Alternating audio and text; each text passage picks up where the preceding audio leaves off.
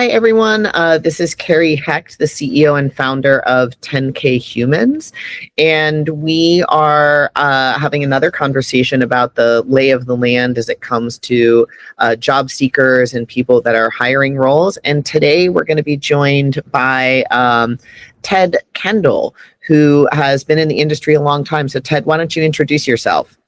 Yeah, like you said, my name's Ted Kendall. I have been in the industry for more decades than I care to admit. I remember when the fax machine was the latest technology development, and really kind of started out in the tech sector, have then flowed into CPG and a number of other industries, gone from client side to supplier side and back to client side. So that's kind of who I am. Okay, wonderful. Why don't you tell me a little bit more before we jump into our questions about what your last iteration of your career was? Kind of twofold. For the past, starting in 2000, I went on my own. And up till about 5 years ago, so through the pandemic, I had my own research agency, a boutique agency. So that was really fun. And then the last 4.5 years or so, I worked on the corporate side at a company called Cricket. In the arts and crafts area. Okay, cool. That's exciting. And I think was something that was, the arts and crafts sector really did take off during and after the pandemic. Yeah. People were looking for stuff to do. Okay, so diving into our questions, what kind of company and mission really light you up right now and why? I get really lit up. I love the use of that phrase by you. I really get lit up by a company that is trying to make the world a better place in innovative ways. So I call it disruptors for good. Yeah. Is kind of my term. And it could be, and I don't mean the obvious necessarily, but it could be like an art company that enables somebody who's less artistically inclined, like me, to be an artist. I think of Procreate or Canva that way. Yeah. It could be an accounting software company that helps small businesses deal with cash flow better, like Gusto or somebody like that. It could be a product that is uniquely helping sustainability. One of my favorite companies there is a company called Who Gives a Crap. Yeah. I actually use them. Yeah, they're from Australia. They're my toilet paper company and paper towels.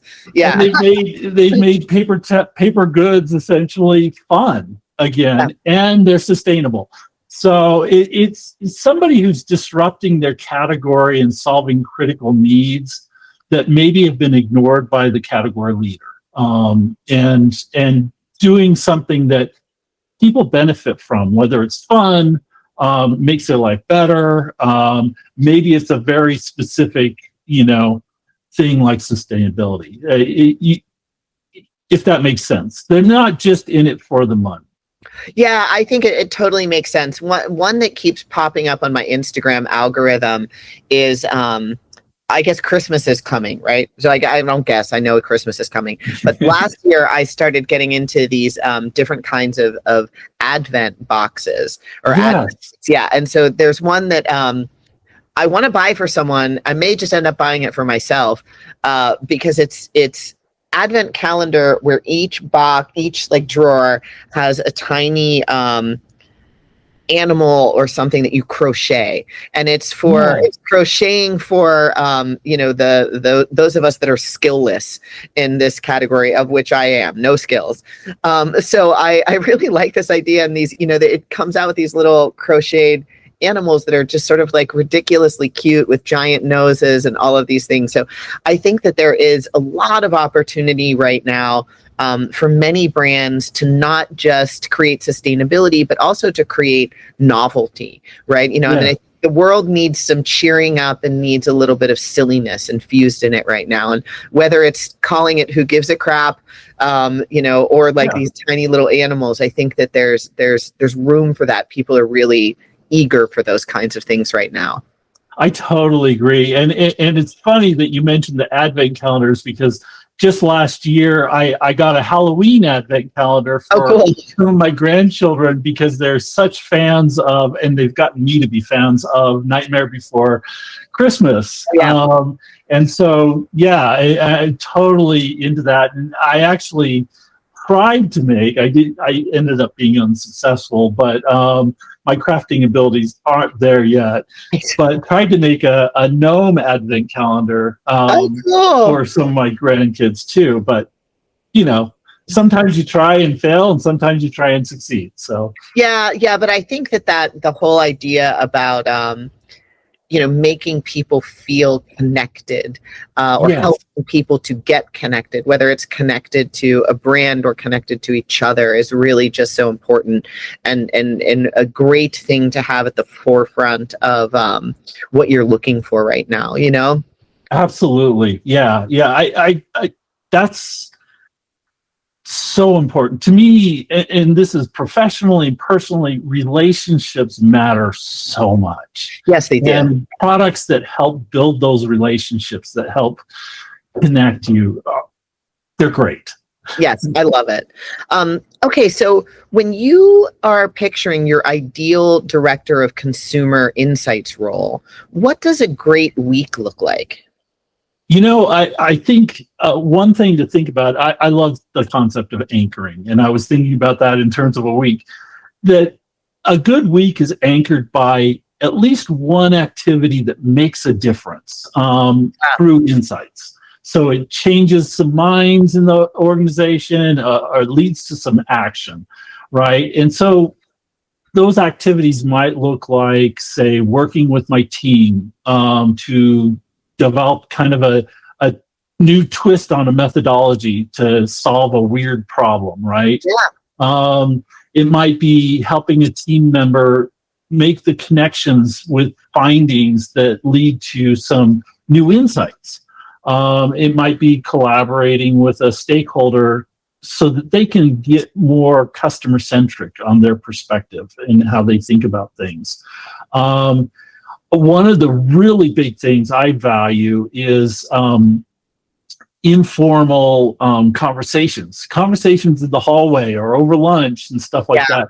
I feel like a good week is filled with those kind of conversations, because those are what really moves things forward. It's one thing, the formal debriefings and stuff. It's another when you just are chatting with someone. And then, things like maybe mining some research you've already done and discovering something new that makes it so your stakeholder doesn't have to do a whole new project. They've got the answers already, things like that. Yeah, I think I just had a conversation earlier today about impact. And I think that kind of gets at the heart of what you're talking about, the ability to impact the people around you, to impact the clients that you serve, the ability to impact their business decisions and strategy moving forward, the ability to impact, people that you're working with and how you're mentoring or training them and all of those different kinds of things. I think it all ties together. So it really does. Years ago, I feel like research, we were kind of in a box, my training in research, and it was that, and you used a lot of research language that was very ambiguous. And you hesitated on making solid recommendations or saying you should do this because the uncertainty in research, and it was all about just the facts, you might want to consider, you might want to do this. And it's changed over the decades. And I attribute my change on this to a client I had who, after a presentation it was a pricing study, said, okay, that's all well and good, but what should I do? Right. tell me what to do. Yeah. And it was at that moment that I kind of shifted into, okay, people want perspectives. They want to hear what you think. They want to integrate it. They don't want to have to think through what you're telling them in the research. They want a partner. Yeah, that's right. Yeah, and I think the strategic direction is such an important piece of it. Yeah. You know, and you know, we often forget that while we're putting together, you know, reports that could be, you know, incredibly long, they're looking for the bullet points. They're looking for the direction. So I think that you've really nailed it. So you said that you value adventure over cookie cutter. So what's a favorite project where you pushed past the default approach, and what changed as a result of that? This was a hard question to answer in my mind, and because I have so many favorite projects. Yeah, right. And that's because, and I blame this on being left-handed and just plain weird. I blame that on, I blame going into market research on all that too. Yeah, we're a bunch of weirdos, that is for sure. Yeah, and I embrace that. I love it.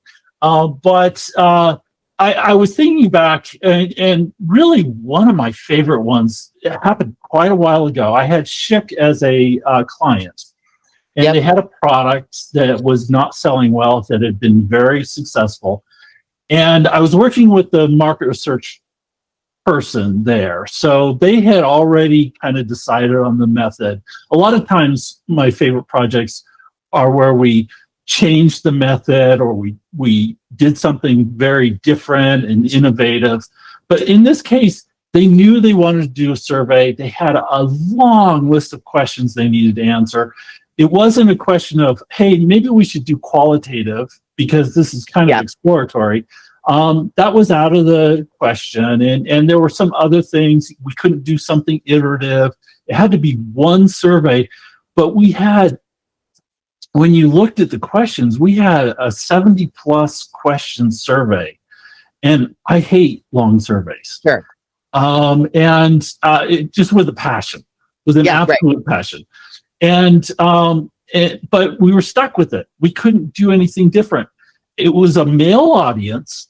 And at some point, I just said, what if we format, we need to engage people, because these questions aren't that engaging in and of themselves.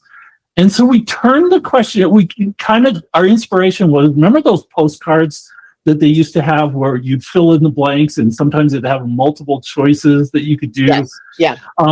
We took that as inspiration and we turned it into a radio talk show format. Oh, cool. And it worked. Yeah. It was, it engaged them. We got good data. They were able to, come up with solutions on their side for the client. So that was one of my favorites. Another one we did, which was really fun, was for a hardwood floor cleaning company. And they wanted to develop one new concept, either a mop or a cleaning solution. Yep. And they came to me with this big old survey that they had outlined that had all these branches and logic things, and they needed new numbers, but they also needed qualitative. So instead of doing a survey, we ended up doing a 3-month-long community with quantitative level of people. We took 250 of their fans off of Facebook in this panel, started with digital ethnography. Yeah. Found the white spaces, the jobs to be done, all that stuff. And then moved from there to ideation with the consumers and with the team on the back end.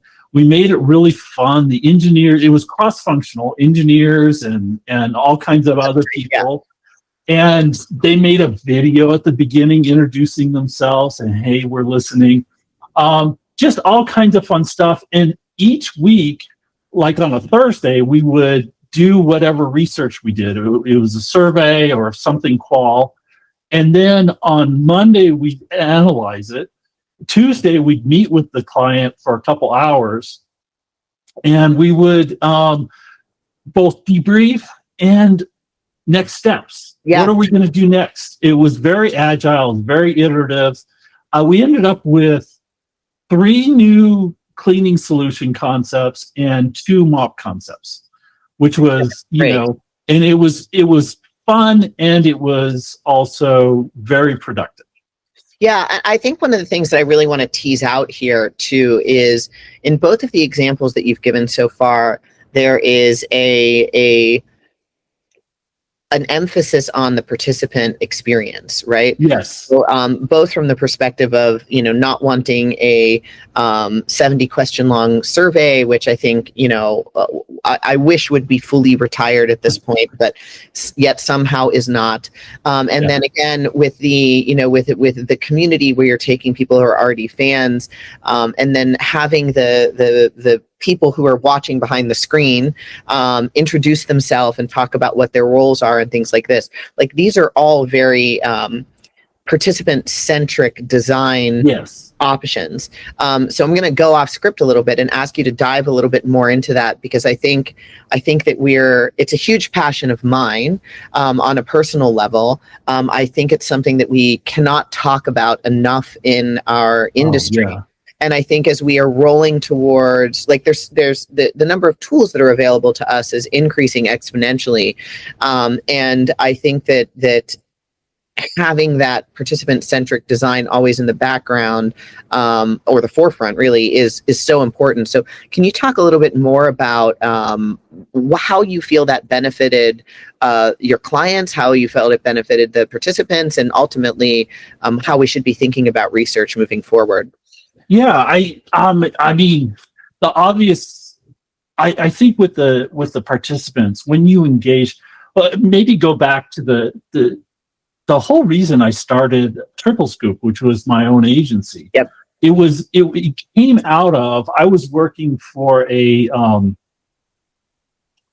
cable company, essentially, broadband company. Is what it was called, but it was a cable company. And the customer satisfaction survey we did over the phone was 45 minutes long. Yeah. And people's salaries and bonuses depended on the results. But for the participants, if they weren't unhappy with us before they got surveyed, they were definitely unhappy with us after we got. And then not too long after I started my own thing, I was visiting my brother, and he got a survey call for a dog food company. And I listened to his answers, and I knew exactly where they were at in the survey.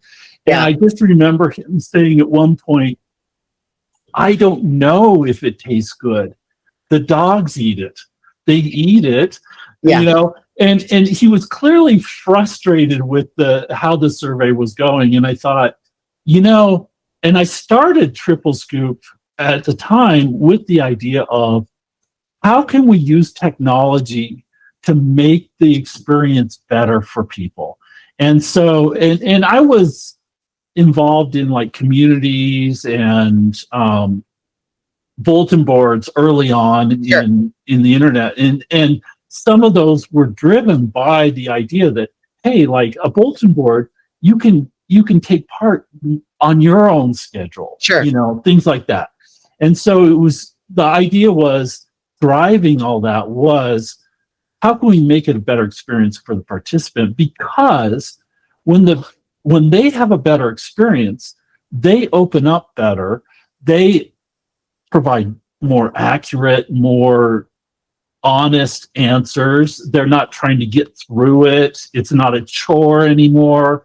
And that, for us as, the clients or stakeholders making the decisions, more accurate data is essential. So, and they will come back. They'll participate more. Right. It's not polluting the pool of participants, which of course continues to dwindle based on the fact that there's it's not a good value proposition for them. So one of the things that people in our industry talk about, though, is especially with things like tracking studies, right, where if we change methodology or we change sampling or we change these things, how do you go from one wave, to the next, or subsequent waves comparing back to past waves? What would you say to people that are concerned with that? Because I think that's going to be increasingly an increasingly important conversation, especially as we're moving towards potentially some synthetic participants and things like that as well. Right. And I have a couple thoughts on that. One, I'm not a big fan of tracking studies anymore. Yeah. Because I think, doing them online, even when you do them with your own customers, like NPS studies. Sure. The response rates are so low in internal databases typically, yes, that you've got to question the non-response bias. Right. And then also, if you're using external panels, are differences in the tracking, and I've done a ton with external panels, and they are more robust than you'd think, but is the difference in awareness today due to actual things we did as a company, or is it because the makeup of the panel changed over the 6 months from the previous tracking study? Because panels are changing how they get sample constantly, because they have to. Purpose is to build it. Yeah, they have to. Yeah. So is it the makeup of the panel? Is it the participation? And I have a hard time with the idea that we'll just balance demographics to census things, because demographics don't tell the story on your awareness more often than not. So I think, to answer your question, I think part of the problem is that tracking studies aren't necessarily as good as we think now. There's also the advent of AI that's creating this. I can't remember the term specifically, but basically the no contact buyer. Right. So they don't no longer go through that traditional funnel that we have, the marketing funnel, because the consumer is using AI to do their shopping for them. Right. And so it's basically, how do you account for that? Or even just with direct to consumer or direct to business marketing and purchasing, sometimes there is not the traditional funnel. Sometimes they're not necessarily looking at competitors, or they're not. Right. They're you get an ad on Instagram for the advent calendar, and you go, that looks really cool. Why do I want to look at other options? I'm just going to go ahead and get it. You're exactly right. And I think, you think about yourself. I always try to think of myself as an example of, when we're thinking about research design. And I think Instagram and algorithms are, of course, a great example of that. I click on the advent calendar, and then I'm going to get 1,000 other advent calendars for every possible thing under the sun.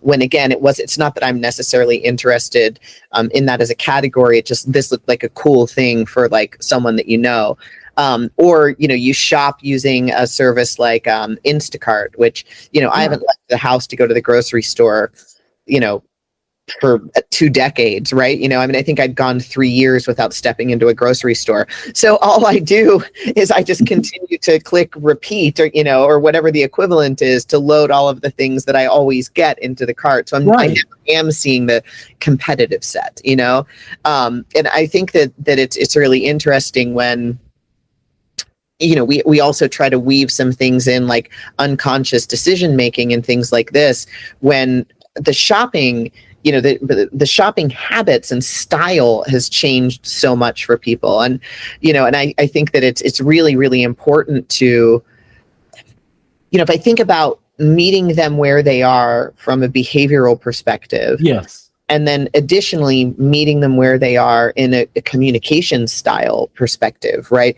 That people don't really talk on the phone anymore, and people don't, so we should always be designing research that is mimicking the way people interact with the world.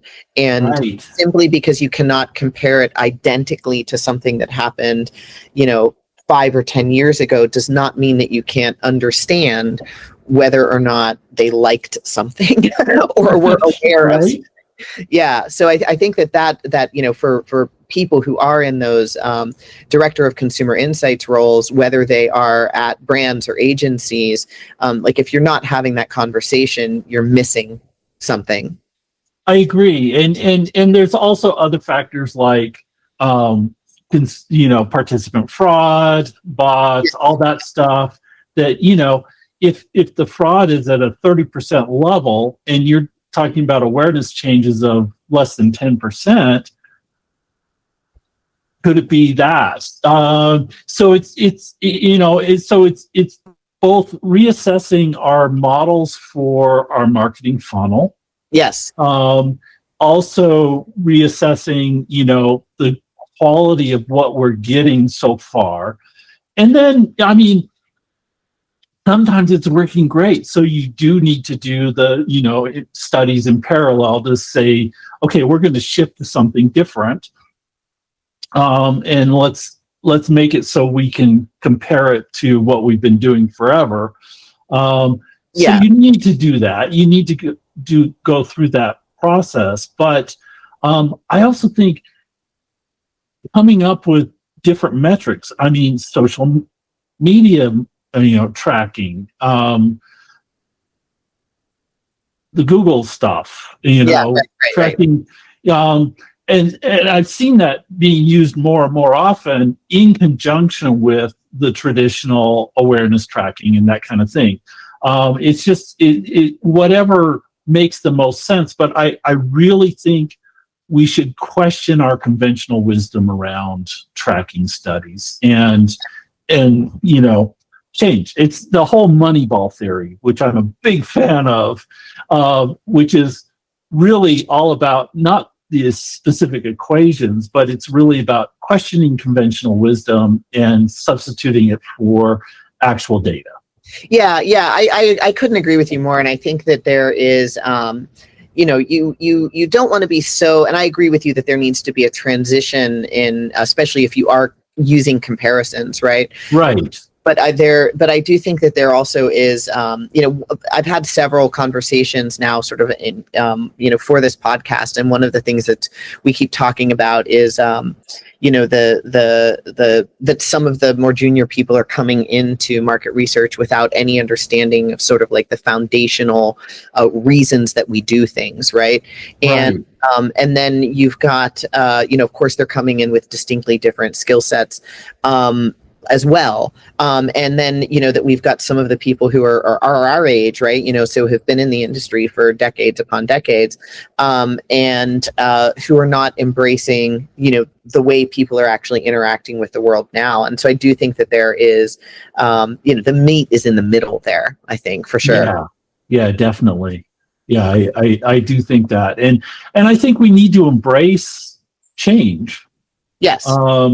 But embrace it. We still need the principles that make good market research that have been there for decades. Yes, exactly. And we need to acknowledge that. And it's how we collect the data, what we do with it, and the methods for that can change. Yes, I couldn't agree with you more. So when you think about new product development, which is some of my favorite research to do too, and marketing comms and how they intersect, how does that play out in your work, and any particular playbooks you lean on to connect the two? In my mind, they're both about finding the same thing. And it's about, the obvious with new product development is that you're looking for white space. You're looking at doing things like ethnography to discover compensating behavior, jobs to be done, you're using those kinds of things. But and it's not so obvious, but in marketing communications, oftentimes you really want to look at the same thing. Usually it's like, can we test this ad, or can we test this campaign? And really what you want to do is treat it like product development and say, how about if we test it in such a way that we can build on it? Because in both cases, both new product development and marketing communications, typically as a researcher, you're brought an idea or the idea starts from something, and the idea owner is kind of vested in it. Yes. Whether in new product development, it's often a technology or a feature or something like that. In marketing communications, it's the agency has developed this ad or this campaign, and so they're vested in it. And so the challenge is, how do you go beyond? And usually they just want to validate their genius. Yes. And so the challenge is, how do you go beyond just testing it, where chances are you're going to find some things that aren't genius about it. Right. And rather than making it a test, a pass-fail test kind of thing, how can you build on it? How do you, I mean, I go back to, well, being left-handed, I'm very creative, and I'm very, and very open to ideas. But at the start of my career, I was trained in synectics, which is a formal brainstorming method. Okay. They were kind of the grandfather of companies in creativity and corporate creativity, if you will. And their approach is, no idea is a bad idea. Right. You just have to build it. You have to deal with the concerns. And so I take that into whether it's marketing communications, where you think of the ad or the concept as the product, or new product development, where it's a much more obvious thing. And a couple of the things that I think are really important is, in both cases, emotions are often shortchanged. We look at stakeholders typically look at the as their customers as being very rational, and we know they're irrationally predictable. Yes. So I like to use behavioral economics theory in testing things. I like to use qualitative to really get at and build things, whether it's an ad or a new product idea. And so but being able to, through either of those methods, you can get at the emotional motivations, the connections that people are making. And that's how a product or an ad succeeds, is on the emotions. Yeah, right. Yes. And there's so many interesting presentations that are now and thought leadership that is coming out around how this is sort of changing in the way that we're changing thinking about these kinds of things. So I think it's a really interesting time to be having those conversations about emotionally driven, because everything is very emotionally driven right now. So in thinking about what kind of roles that you're interested in, corporate side versus supplier side, what draws you to each, and what kind of hands-on qual keeps you closest to consumers? So they're kind of two distinctly different questions, but no, I like them. I like both questions. Corporate side, to me, the appeal of being on the corporate side is that you are just closer to the issues at hand. You are immersed in the things, and you can be a player on the strategy development. You're not only doing research. You can be a thought leader. You can be you can actually be on a team that's creating the strategy, and you're just seeing it from your perspective as a researcher. Yes. So I love that. I love that you're able to see the impact. So many times on the client side, I never saw how the results were finally integrated into what was done, because the project was done, and Right. 3 months later they did something with it.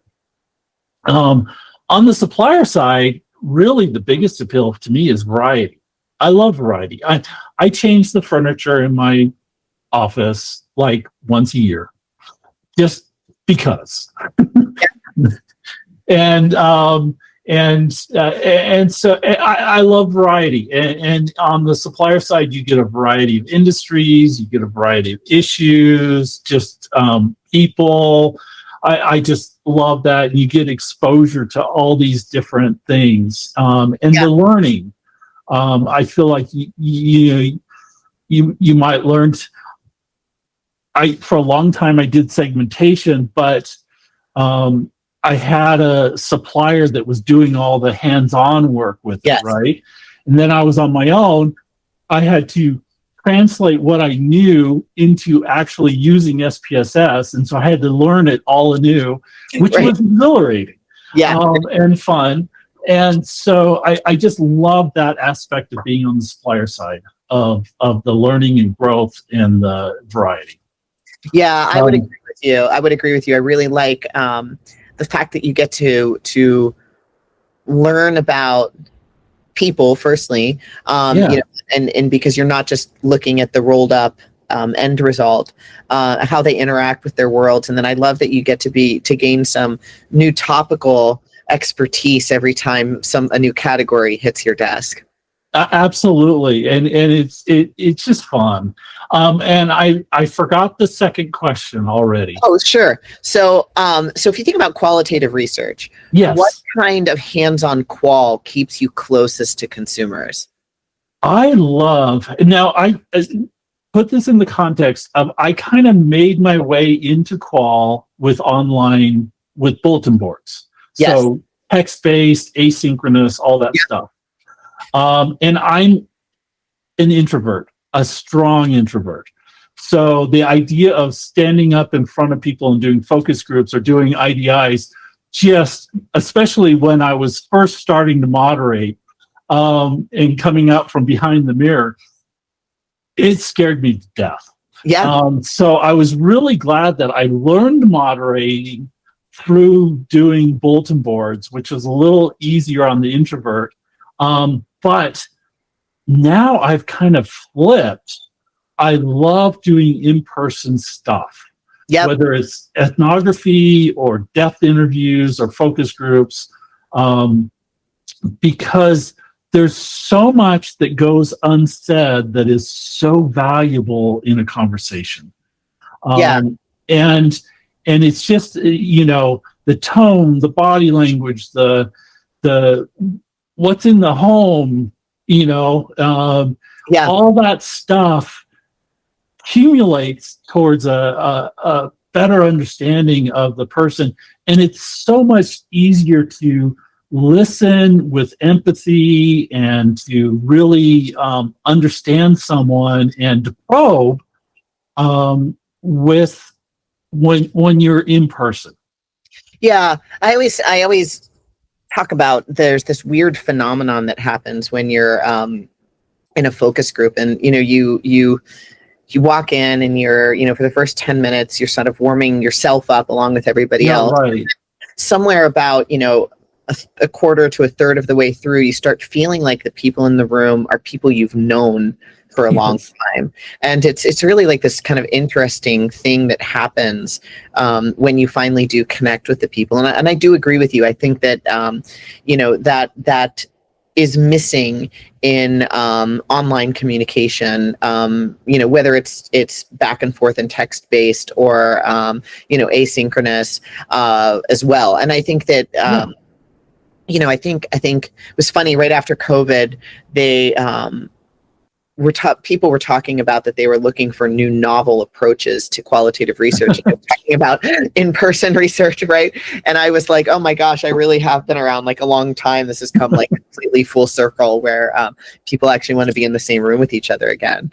Yeah, it's astounding. I really believe that we are going through a renaissance on the qual side, where we're getting back to doing it the old way, if you will. Yeah. But with all kinds of enhancements that make it better, Yeah, and I think that there's like all of the different ways we have to communicate with people. They're just all tools in a toolbox, right? And you bring out the different tools at different times for different reasons, and I think that that's a really important thing to remember, that there's not, one methodology isn't inherently better. I mean, minus the 70 question survey, right? Like one methodology is not inherently better than another. It's just used for different things. And when you're combining, and I think that, as we're moving forward, the job of an insights director is really to establish what the right combination of things are to have to make the most robust, to give people the most robust picture of their consumers and the people that are interacting with their brands. I think that you hit on something really important that both you and I have experienced over the decades, is that every time a new tool comes out, it's like the end of the survey as we know it. Yeah, the end of focus groups, the end of this. And it never happens because they're just different tools.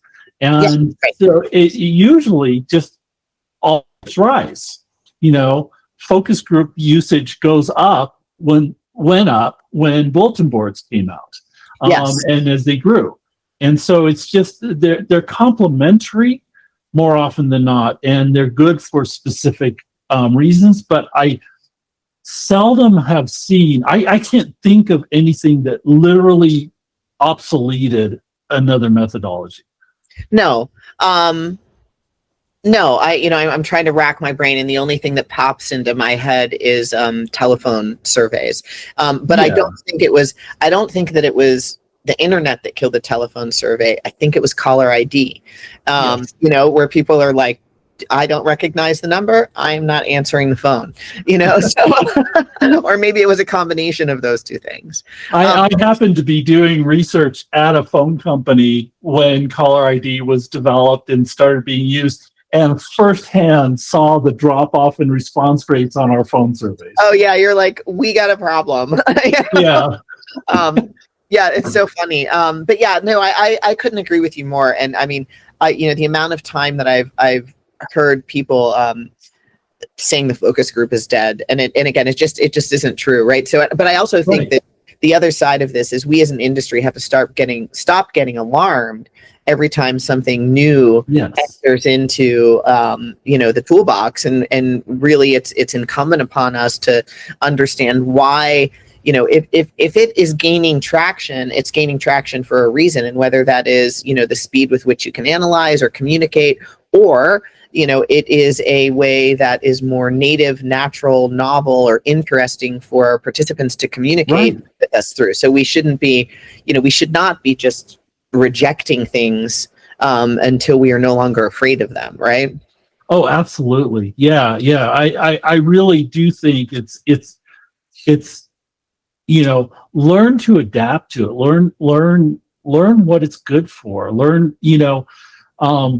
Embrace the new technology with the idea that it will help you. It's another tool, but don't worry about it replacing something. Yeah, that's exactly right. Chances are it's not going to. Yeah, right. That's exactly right. And I don't think that people, especially that have been around in the industry for a long time, or maybe have more prominent voices, I don't think that they're doing themselves a service by taking these hardline positions about things. I think that the tendency to do that, to me, it always feels like it's a little bit rooted in fear that it's the new methodology is eat their lunch. And I think that it's important to just if you're a job seeker or a company out there that is looking to attract new clients, I think taking the position of hardline position against new things is not really the right way to go. I completely agree. I think that's very true. And I think, yeah. Yeah. Okay, so companies say that they want agility, and that term has been around in our industry a long time and has meant different things at different times. So, Right. in your mind, what does healthy agility look like in practice, and what is overhyped? I would say what's overhyped is really putting out fires. Yes. That's what it is. It's just speed for the sake of speed because of arbitrary deadlines that you've made on it, and then you do turn around the project in 24 hours, and then you come to find that your stakeholder is on vacation for the next 2 Right. Yeah. It leads to those kinds of things. But healthy agility is really where you have a clear vision of where you want to be overall. Leaders can articulate a clear vision. Your stakeholders can articulate a clear vision, and you can be iterative in your approach. And iterative research, to me, is more agile than quick research. Yep. And so you're taking short, clearly directed steps and using that agility to build towards a vision that they have. As opposed to I just everything else.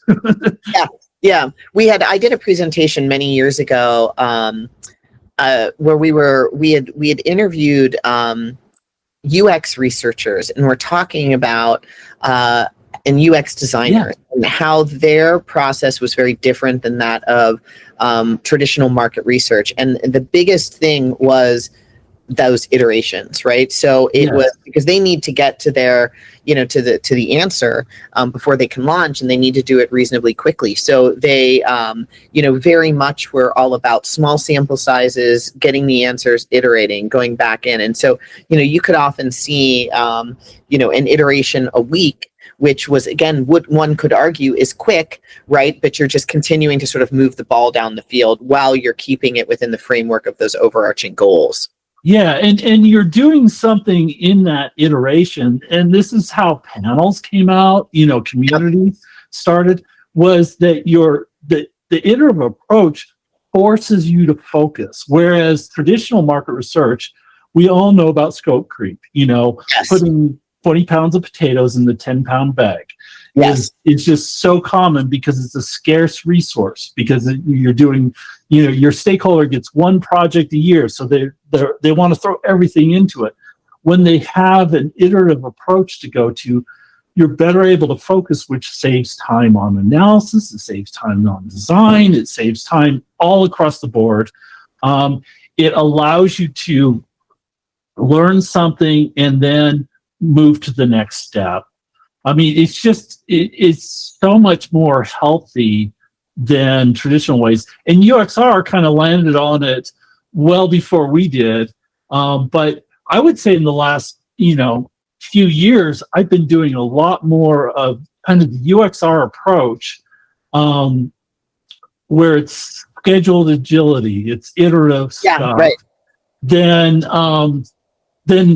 we as market researchers get credit for. And I don't think I'm the only person doing that. I think a lot of, UXR came out of market research. I remember doing UXR before it was a thing, but we can learn from what they've done to adapt to their needs as much as they have learned from market research to do a very specific kind of job that they do. Yes. Yeah. No, I think that you're right. And I think that, as we're sort of in a landscape where, budgets are shrinking and these kinds of things, that sometimes it's even, for an agency, perhaps, and I'm not saying in all cases, but maybe if you're making things a little bit more bite size, there's a little bit more of an ability to kind of move things across, move things into the sold column, Oh, definitely. for several years with my own agency, I had a PR agency in Toronto that I was working with, and we just perfected the art of the small survey, very focused, for different of their clients. So it wasn't iterative in the sense of we think about iterative, but for them, it was the same thing. It was just very focused. They didn't have a lot of budget.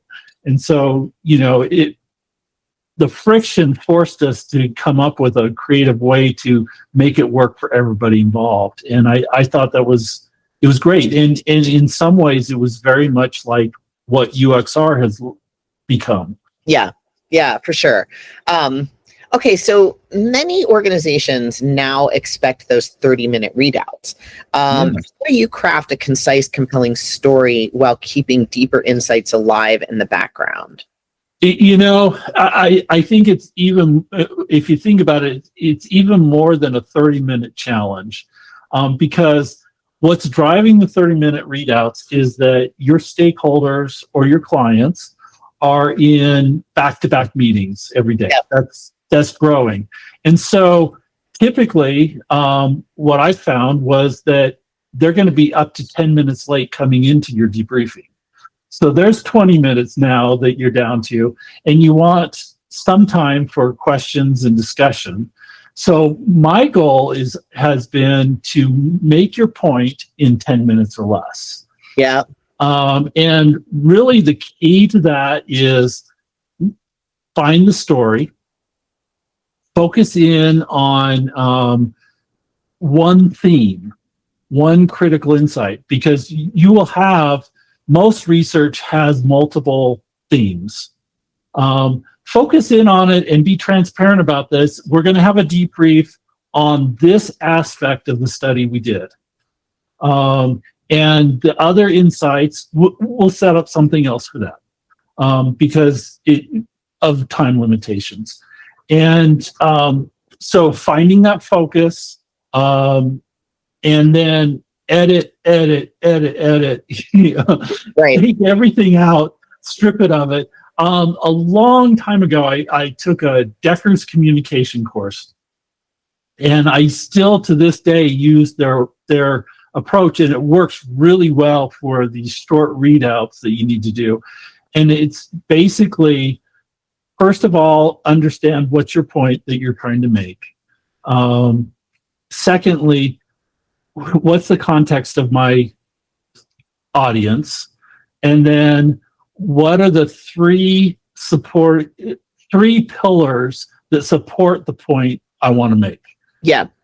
And that way, what you can do is you can come up with a deck that is 5 to 6 pages long and really cover it and still have those insights there. I think about it like the Hemingway approach. If you read anything by Hemingway, it's just the tip of the iceberg of the emotions, the story, everything that's going on. But you know what's underneath the iceberg and what's intimated by what's at the tip. And so it's thinking about it in that way by what you present and what you talk about. And so using your appendix, not for all the deep insights that aren't related, use it for the deeper insights that are related to the theme you're trying to get across. Okay, I like that. Yeah. I think it's very good advice. So in thinking about core market research skills, you said that those skill sets travel well into data and analytics roles. So what's the smartest way for teams to upskill on those roles without losing the insight? Yeah, I think we'll kind of put it in context. I think the difference between data analytics and market research is really the tools that you're using. Yep. And if you think about it, in market research, we have been using, the tools have been developing over time. Sure. I mean, there was a time when I used paper and pencil and a calculator to do my analysis, right? And then it's gotten easier with Excel and with SPSS. Yep. I remember using SAS in college, but having to program it, pre-Windows. Right. So the tools change, but the idea of how do you take data and turn it into insights is the same, regardless of the tool you're using. So always keep in mind that your confidence in that you can do that in approaching a new tool. And learning a new tool is a very different thing than learning a whole new discipline. Yes. And the intersection for data analytics is not just the tool, but it's understanding data in the same way. So when we do a survey, we understand the limitations of each data field because we wrote that survey. So we know, okay, I can't interpret it in this way because of how the question was worded. Internal data, sales data, business data, whatever you're looking at, it has those same limitations. And we often think about it as being perfect data because it's collected, it's behavioral data, but it has just as many limitations. So get to know the data very well. So that's one thing to upskill. Learn to clean the data. There's a big amount of data cleaning that goes on with internal data, same as with survey data. And then learning a new tool is so easy now. We have so many resources. It's you can find courses on YouTube. You can find very specific things on YouTube, like how do I do a factor analysis? How do I do this? And so there's all kinds of resources for learning. I also think it's really good to, most market researchers know data analytics people in some way or another. And, find someone that you can ally with. So when you get stuck on things, and then another tool that we have is generative AI. Right. The hardest part, and I find this is difficult in market research sometimes, but it's the writer's block you encounter. But with data analytics, it's like setting up Airtable for the first time. It's the writer's block. It's like, I've learned how to use it. I know this, I know that, but how do I set this up? And now Airtable has an AI builder tool built in. So you can just describe what you want and it will set it up. You still need to know how to use the tool because you got to debug it. You got to do all that stuff. But AI can build a template for you and get you out of that. SQL Server. I recently took a class in SQL Server because I'm seeing it all the time. And I'm like, I might as well learn what it is. It's really easy as a market researcher to look at all these terms like SQL Server and stuff and go, oh my gosh, that's like a whole new coding. That's overwhelming. SQL Server is so easy. If you've done syntax in programming a survey or using SPSS, that's all it is. It's syntax. It's amazingly intuitive and simple. And it was like, oh, that's all it is? I can do that. So don't let the foreignness of data analytics scare you off. I guess that's my biggest thing. Yeah, I couldn't agree with this more. And I think that people do always, there isn't an excuse at this point to say, I just don't understand it, right? Or because I think that what that says is I don't want to. Because again, it's whether like you use the example of the YouTube videos. I'm not a person that internalizes information well when I'm watching it in a video format. So for me, I often use generative AI to help me with a task where it's got the literal step-by-step instructions, that you can bounce back and forth between, tabs, or even if you want to be super old school, write it down or print out what it's telling you to do. So then you can go do it. So Yeah. I think that you're able to establish proficiency much quicker than you were before. And I think that, the tools that are out there, I mean, like some of them are not great. A lot of them are great, and they really Yeah. are designed to speed things along for you. Oh, absolutely. Yeah. Yeah. And you just have all these resources at your disposal. So there's no reason to be scared of it. Yeah. Okay.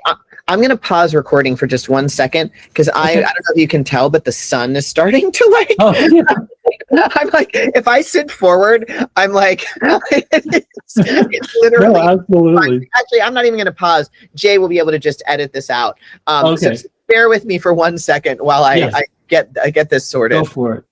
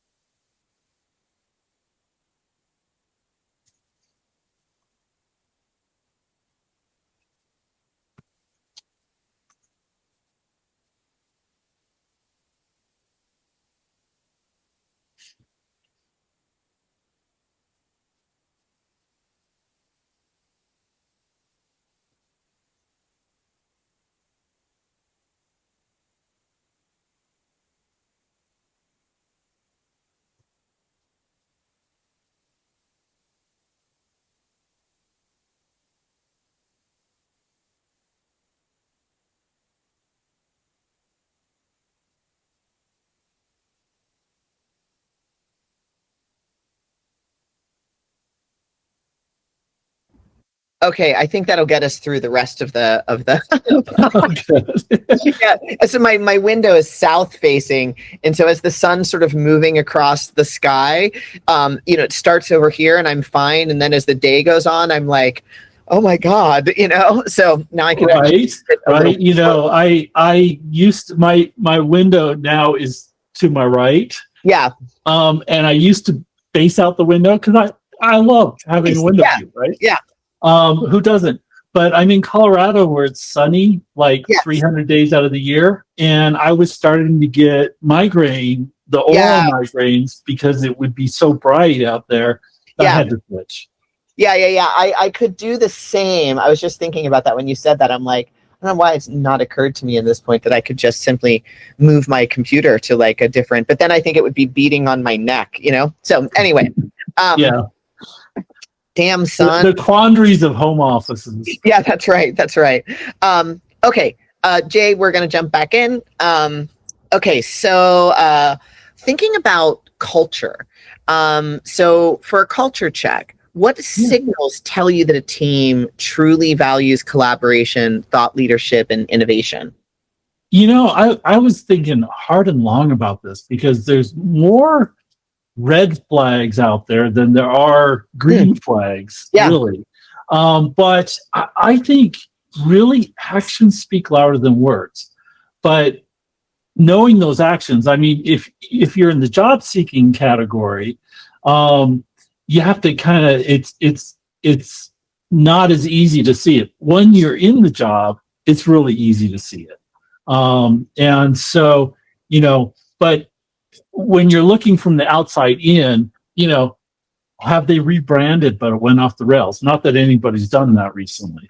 But if results like that you're seeing, it's probably not a collaborative environment.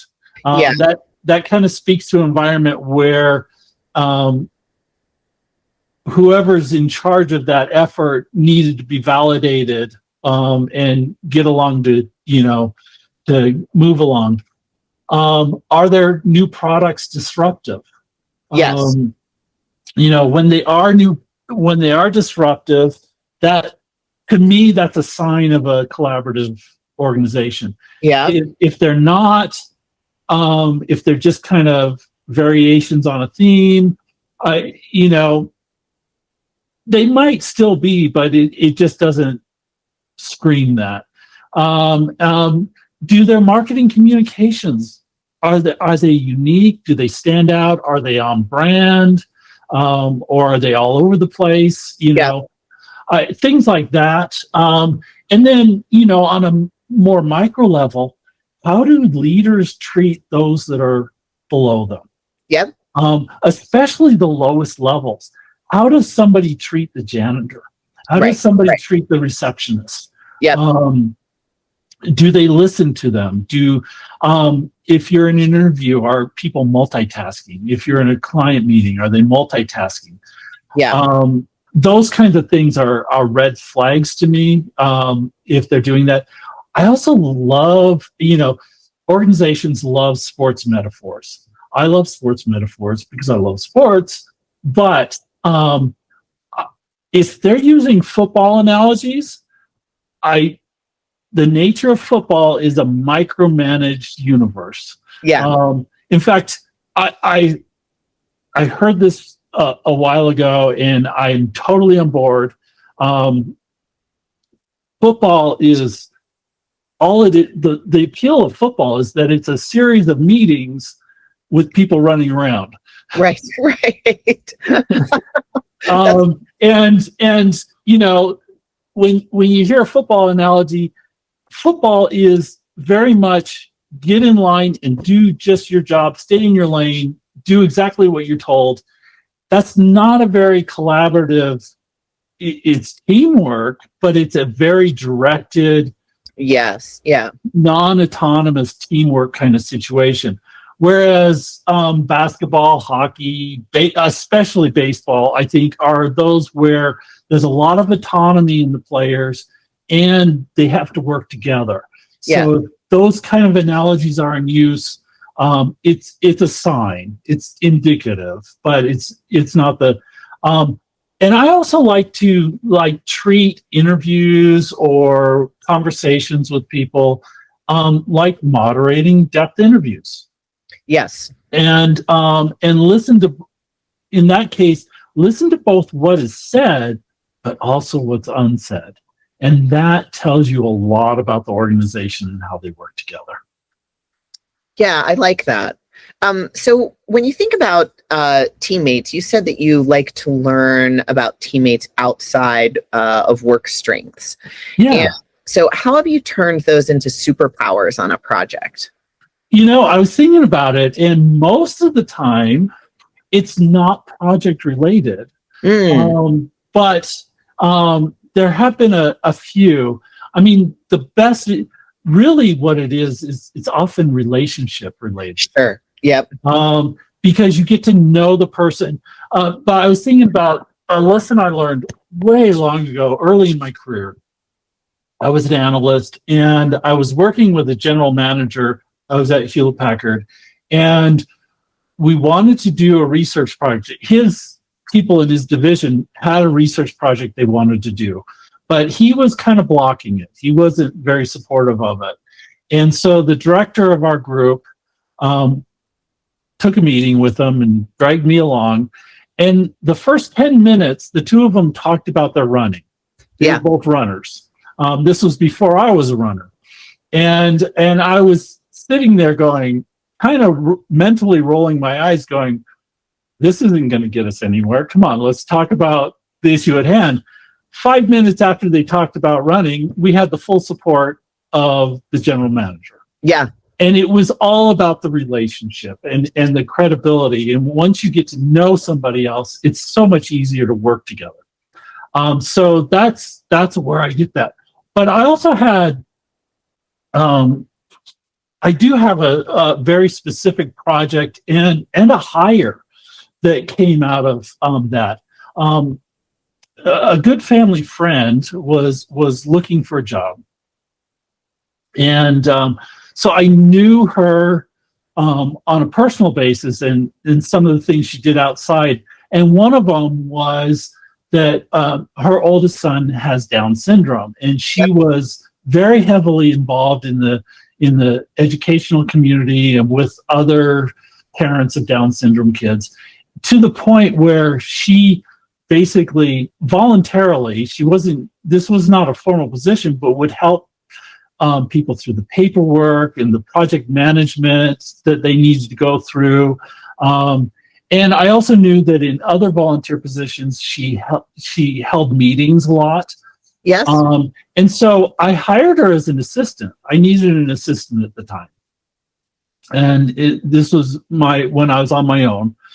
And within 2 weeks of her being hired, I was doing a set of week-long bulletin boards for a company. And I got double booked. And I needed to do 2 days of in-store intercepts. And I just said, I'm going to need you to moderate the bulletin board. And of course, she had zero experience moderating. Yeah. And I realized, okay, think about this. You've held so many meetings where you set the agenda and everything. The discussion guide is the agenda. And we're trying to get to this point. These are the objectives. You always have objectives of a meeting, right? Yes. Yes. And she subbed for me for 2 days, did a fantastic job. Eventually, she was moderating with me in actual focus groups and other things, without a college degree, without training in it, because of interest she had outside of what we were doing. Yeah. So, and I've seen that in other ways, especially topical things. I had someone working for me with Triple Scoop that climbed. Here in Colorado, we have what we call 14ers. They're 14,000 foot or higher mountains. Got it. Okay. And she had climbed like 35 or something of the different ones, and she loved to do that. So in part because of her doing that, we went to a 4-day work week. We tried it out and found that it was great. But also, we started working with an outdoor company. Yeah. And her expertise in the outdoors was just transferred right into, industry knowledge that we needed to work with that client on many projects. It was great. And then it also, she was able to start building a relationship with that client because of the common ground that they had. So it was fantastic. Yeah. I think that's a hugely important. When you bring someone in on a project that has both topical interest and experience, I think that's always a win, right? I mean, it's always exciting to get a project that is something that you are personally passionate about. And I see it too. Some of that came from the fact that I got looked over for things sometimes where I'm like, I'm really good at that because like one of my hobbies is writing. Yeah, sure. And it's like, I'm good at this. I can write short stories. I've won awards for short stories. Yeah. So, I know how to edit down. I know how to make it concise. And I know how to tell a story. But, if you're not aware of that as a leader, you can't take advantage of that and use it in the work. Yeah. That's I really like that. I think that's an important point and an important observation. Yeah. So if you were building or joining a small high leverage insights team, which 3 capabilities would you hire for first and why? Yeah. So I love this question. It made me really think about that, focus. There's 3, and I'll talk about the why, but first, listening. Yep. Analysis, translating analysis to insights, really, and storytelling. And I think listening skills are way, way undervalued. In both moderating, I really firmly believe in the 80-20 rule in moderating. The participant should take up 80% of the discussion. And it's really about listening. And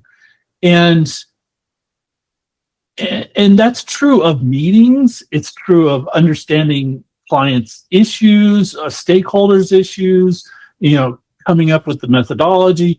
All that comes from good listening. Yep. And you know,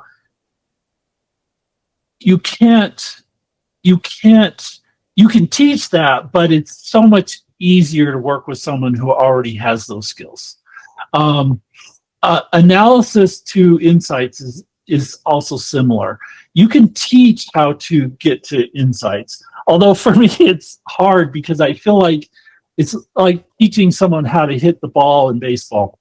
I mean, you just kind of know how to do it, and when you dissect it and try to make them do it a certain way, you can throw them off. You Right. know, I've coached enough little league to know that I'm not an expert on that, and everybody has their kind of unique way that they do analysis, or and how they in their mind connect observations into insights. Yes. But it's having that skill already, or getting there on that skill, is so important, I think.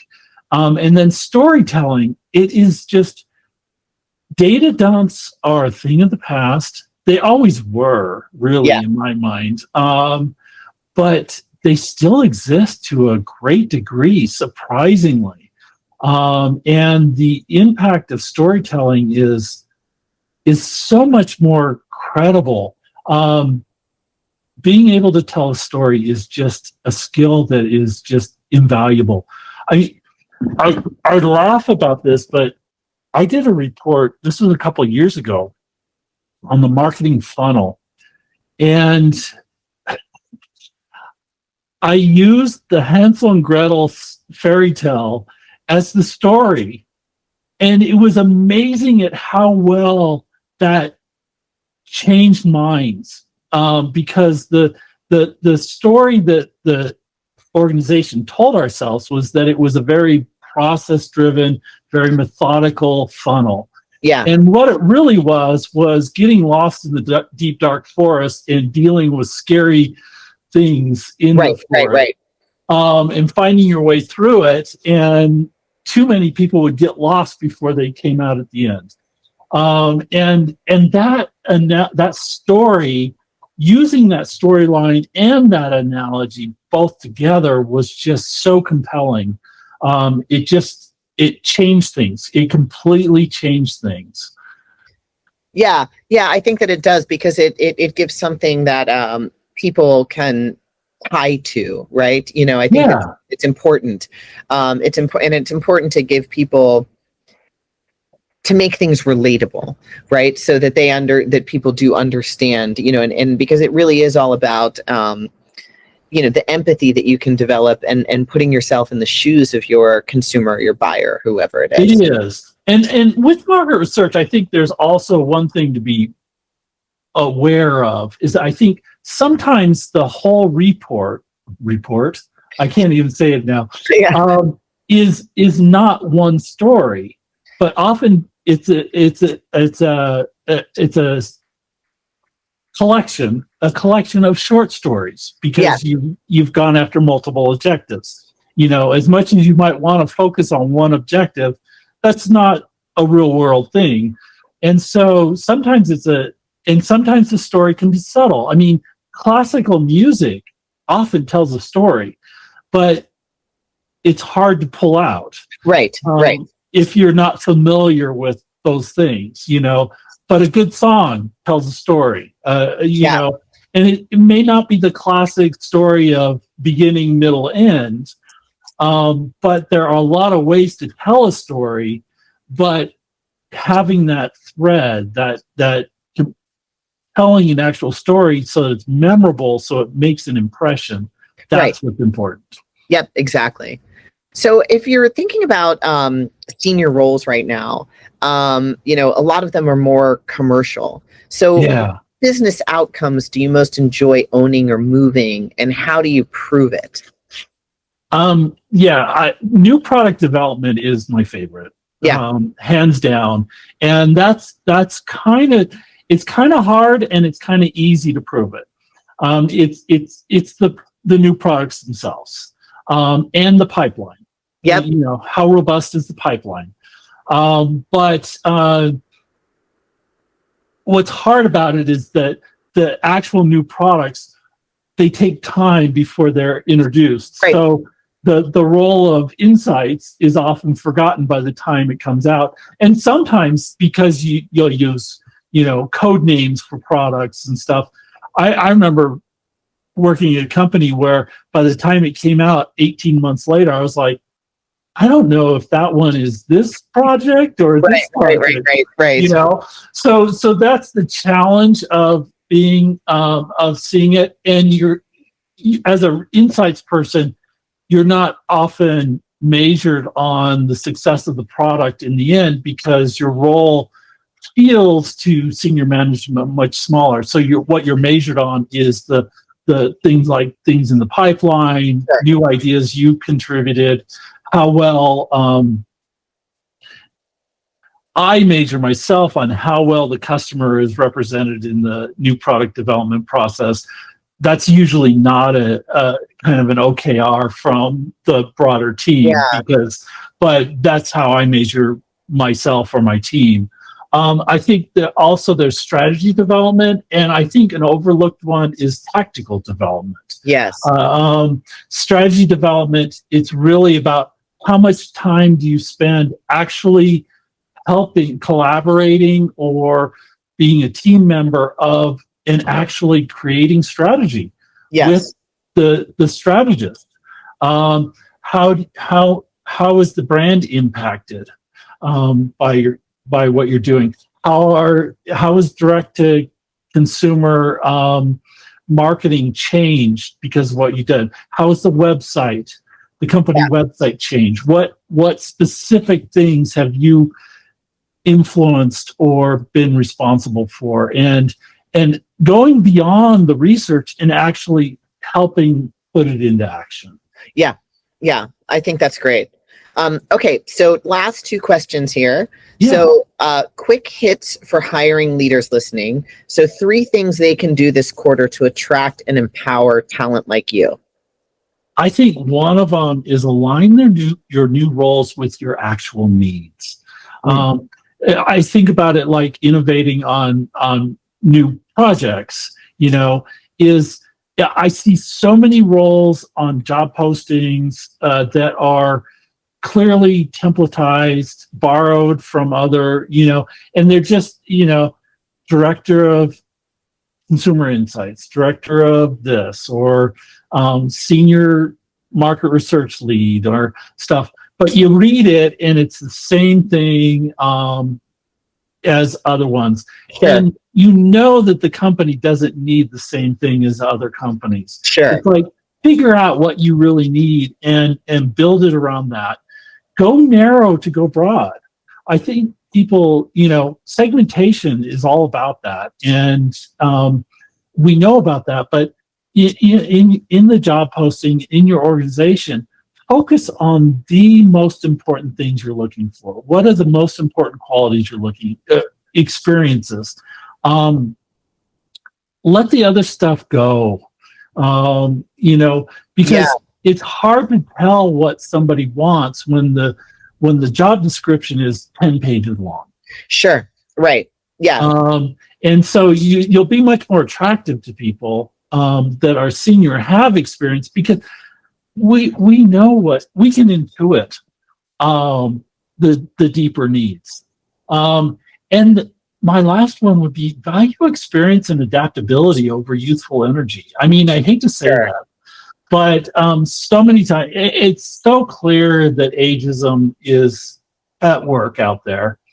When you get a rejection on a job that you know you're overqualified for, but you get it the next day and there are like 250 plus applicants, that the AI algorithm calculated your age and filtered you out. Yeah. And don't do that, because you think about what you're giving up with age and experience and wisdom. Yes. And adaptability. Yeah. I would agree with that. And I mean, it's one of the reasons why we wanted to do this. to do this in the first place was there's so many incredibly talented people out there right now who should be getting more attention than they are. Yeah.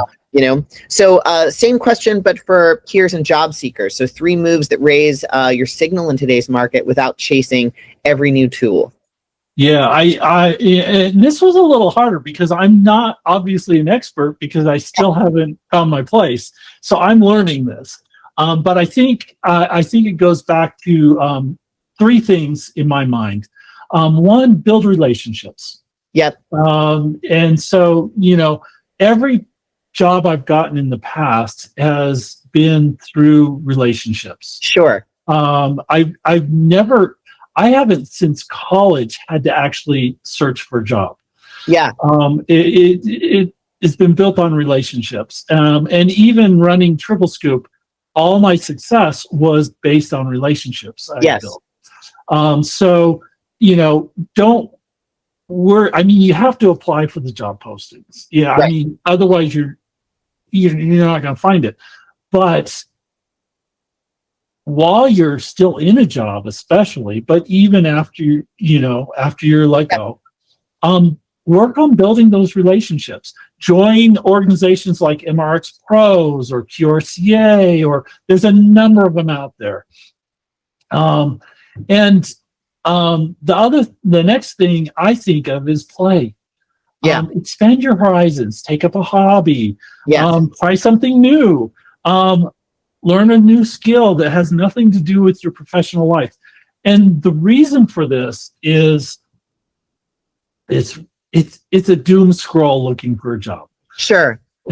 It's very hard. It's harder than it's ever been. You need something else in your life to distract you, to keep you going. Yes. For me, I'm really proud of this. I hope to be done this week. I'm writing and illustrating a children's book. That's wonderful. And I'm not an artist.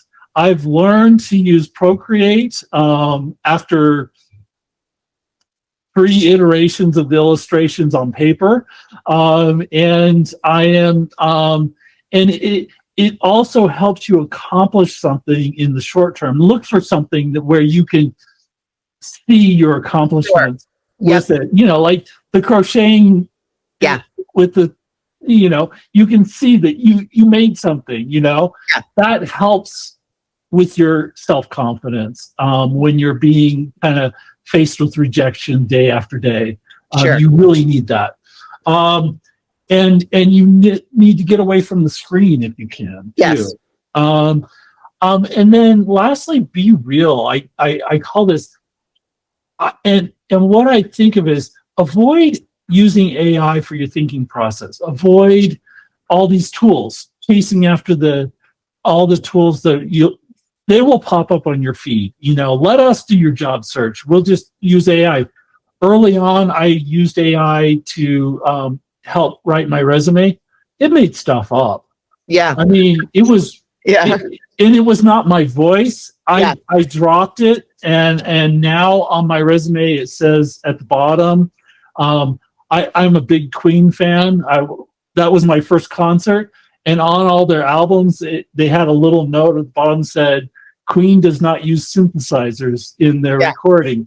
And I allude to that and say, I don't use AI because AI just can't, at this point at least, get my voice. It can't be accurate. I just need to control that process, and I need to think through that process. And when you let AI think through the process, you lose that ability over time. Yeah. So do you want to, before we sign off here, do you want to take a minute and talk about what roles you're looking for, what kind of companies you're looking at, and how people should get in touch with you? Sure. Yeah. I am ideally a director level, a VP level, depending on client side versus supplier side. Those vary, but a leadership role in insights. Yep. And one where I can help build a team. I am a big fan of Ted Lasso. And in part because I was told that I avoided watching it for a long time. I just didn't have interest, but I was told by several people that you are Ted Lasso. You need to watch this. After a couple episodes, I was like, am I this Ted Lasso or am I that one? But I'll let you decide. I haven't seen it, so I don't. So I don't know the reference yet, but it's been recommended to me as well.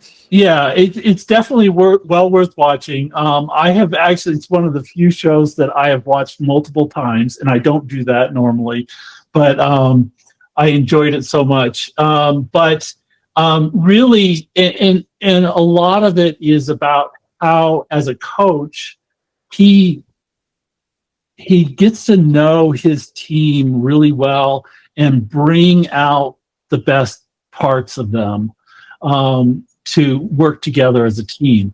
And that's the kind of situation I want to be in, is a team where I can bring out the best in those team members, with how I approach team building and that kind of thing. And also, I really want to contribute to, like I said at the beginning, an organization that's doing good. So I want to contribute the consumer perspective, whether that's from managing outside vendors, doing the actual hands-on research, and focusing on the insights and communications, or hands-on research. Yeah. Either way, I am just addicted to research, and so I want to stay in this area. Every time I've tried to go outside the research bubble, I've quickly returned because I miss it. Yes, I know what that's like.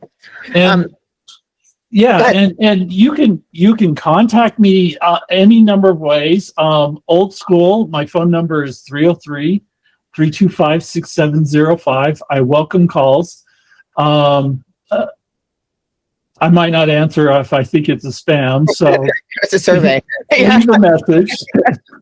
But also on LinkedIn, I always forget, my profile is the LinkedIn in whatever, but it's Insights Are Fun. Oh, great! I love that. And I truly believe that. I think insights are fun. And then my email is ted@kendallrock.com. And this has been wonderful. I'm so glad that we got a chance to catch up. I loved the conversation, and hopefully we'll get some eyeballs on it.